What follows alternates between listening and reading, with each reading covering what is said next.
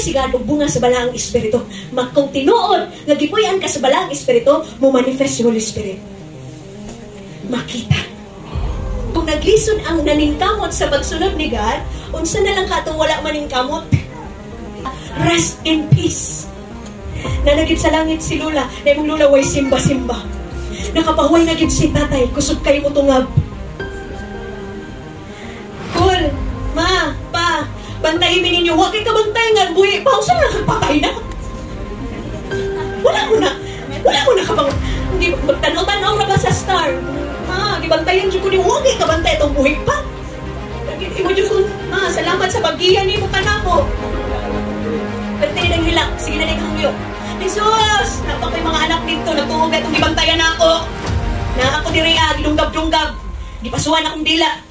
Kaya sa'yo palang daan, magsige na akong pangalikas kay mga dahil kay ulo kong mga anak. Nga naman nabi, pag maayong lawas, makalaban ni mo ang kalaban ni mo, pero pag mamatay, buutan na dayon. Buutan ka, ayun ni ba? Nga naman na, maayo kayo ni. Sayang ang anit eh. Pero namin may bilagak ka. Mahina na. Bugiro man, di, pagpakarunod sa motor, tuwang.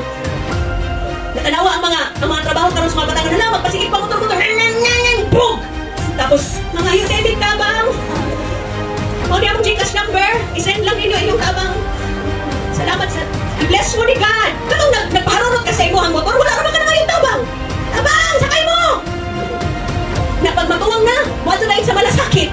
Muling niya na dito. Ano ba na?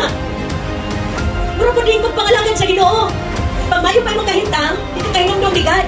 Pero pag pabuthan na ka, o mga pagsulay, makahinumdong na ka sa Diyos. Abrihan niyo mo imo. Pag ipagpagay niyo ang akong sa imong Biblia, imo nang abrihan. Lord, ingon ka sa imong saad. Imo ming pagapanalanginan. Dali kayo magpabilin sa Ginoo ug sa mga pulong. Kusog kayo mga ayo og bisan unsa.